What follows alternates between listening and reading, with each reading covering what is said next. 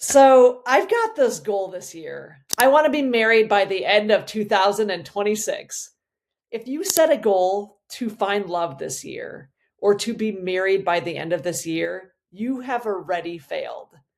I know that sounds harsh, but stay with me, okay? Just stay with me for a second because that goal is actually keeping you single. And I'm going to show you exactly why and what to do instead.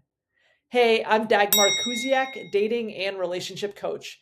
And this is something I see every single day. People come to me and say, I want to be married by the end of this year. And I get it because I've told myself that so many times.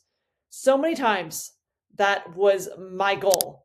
And I realized that that's the wrong goal. Not because marriage isn't beautiful or sacred, or you want something wrong, or there's something wrong with you, but because you're putting all your energy into what you can't control instead of who you need to become. And science actually backs this up. Stanford research shows that people with a journey mindset, people who see growth as an ongoing process, are 1.4 times more likely to stick with the behaviors that lead to lasting success. You've heard it right. Not those people who focus on the end result, but the smart people who focus on the journey. That's the key right there. Look, if your only goal is to find someone, you're going to miss the most important part, and that is becoming someone who can handle what you're asking for. When your eyes are locked into what's missing, what you're lacking, this is what keeps you stuck. You scroll past happy couples on social media and you think, why not me? Instead of, wow, I wonder how they got to be like that. What is their secret recipe? Instead of asking empowering questions, we go to what's wrong with me? Why isn't that me? And that's a very lonely place to be because you're disconnected from you. And I've been there. I'm single. I don't have all the answers, okay? But I am on the dating apps and I treat them like tools, not magic wands. People ask me this all the time. Dagmar, what dating app do you recommend? And honestly, you can meet unhealthy people on all of them. The app isn't the problem. The problem is lack of clarity and focus. Now, think of it like a blender. Do you turn the blender on before you put the ingredients in? No, you destroy the blender, and that would be very much chaotic behavior, very chaotic. The ingredients are the main things you want in someone. You want someone emotionally grounded, financially secure, aligned values. But the blender is the dating app. And those are the things, the ingredients are the things you want in the relationship. The blender being the dating app, it's a tool to meet people. That's it. But without the ingredients, without knowing what you actually want, you're not going to get anywhere. Or if you focus on the wrong ingredients, you end up with a smoothie you don't like. You end up in a relationship you don't like. So what do you do instead? It starts with 3 words, okay? Say these 3 words with me. I want to. I want to change. I want to grow. I want to be in love. How do you feel? Empowered? Calm? Now, not once did we say, I want to be in a relationship by the end of this year. That's the end result. And how does that make you feel? Probably makes you feel pressured. Not only does that sentence, I want to be in a relationship by the end of this year, put pressure on you, but it's not all up to you. That's focused on the outcome, which actually won't result in success. I want to be in a healthy relationship is a declaration. That's what focuses on the process. So here's a simple tip. Start with gratitude. Every single day I write what I'm thankful for, and it's always these 3 things: my health, my home, my people. And then I give myself permission to dream. Not a fantasy, not a wish list, but a vision, as if it's already happening. This vision is part of the process of becoming the person you want in your vision. It's not saying, I want to be married by the end of this year. It's putting in your head who you deserve in your life. It's focusing on the things that matter to you. It's deeper than flowers or just a feeling you have about someone. So here's mine. I'm going to be real with you and share it. I'm with a tall, fit, humble, emotionally grounded man near Iowa City who loves God, values growth, and carries that snazzle.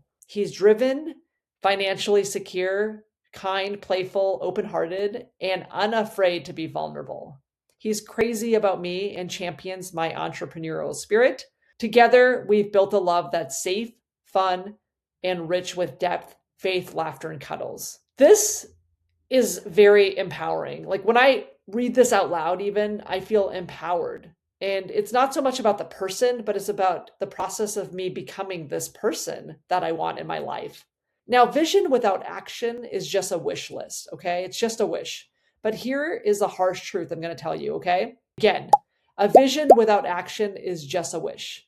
So write the steps down. Who do you need to become the match?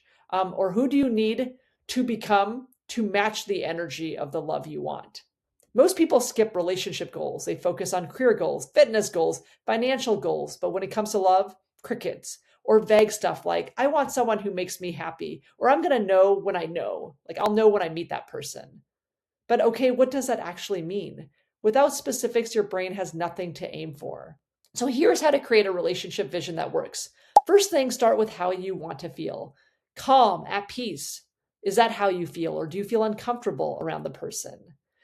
Do you feel safe enough to be vulnerable and not the toxic kind where you share too personal things about trauma? Do you feel seen, not just tolerated? Do you feel energized, not drained? Write it down, be specific. Happiness, again, is not a strategy, clarity is.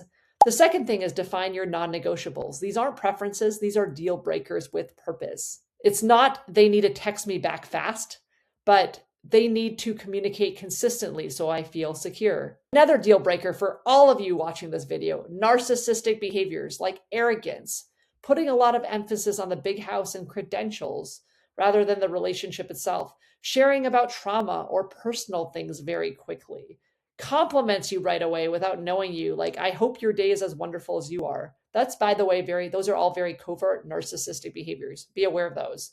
Total deal breakers. The third is knowing what emotional safety looks like for you. Can you share things without them getting defensive? Do they take responsibility when they mess up? Do they hold space for your emotions without fixing or dismissing them? Write out 3 to 5 ways you'll know someone is emotionally safe. And the last one, the fourth, is have your questions ready early on. Don't wait months to get clarity. Ask things like, how do you handle conflicts in relationships? Ask them about their ex relationship. With their ex, ask them more clarity, like what happened in that relationship? What lessons did you learn, to see if they have accountability? What does emotional availability mean to you? How do you show up when life gets hard? Now, these are not first date questions, but they are second or third date questions. Research shows that people who visually map their goals are 1.4 times more likely to achieve them. So if you're tired of reacting to whoever shows up, if you're tired of repeating the same patterns, let's build your vision together.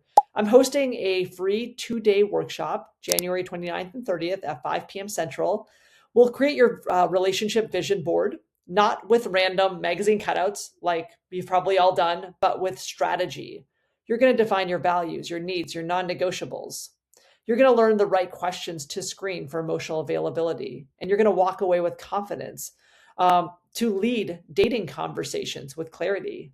Click the link in the comments to book your spot. And this isn't for everyone. You're going to need to qualify for a free pass because I want to make sure this is a safe space and you are ready to do the work. And remember, you're only one decision away from a different life.